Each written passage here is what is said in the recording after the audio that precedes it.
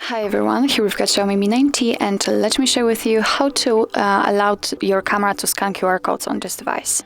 So firstly, let's enter the camera app, and now after making sure that you're on the photo mode, just tap on the settings in the right upper corner.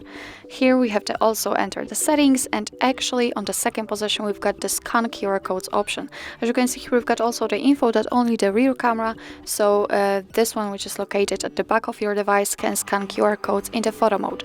So be aware about that, remember about that, and in order to turn on the feature, just tap on the switcher like here, and since now it is activated and you will be able to scan QR codes.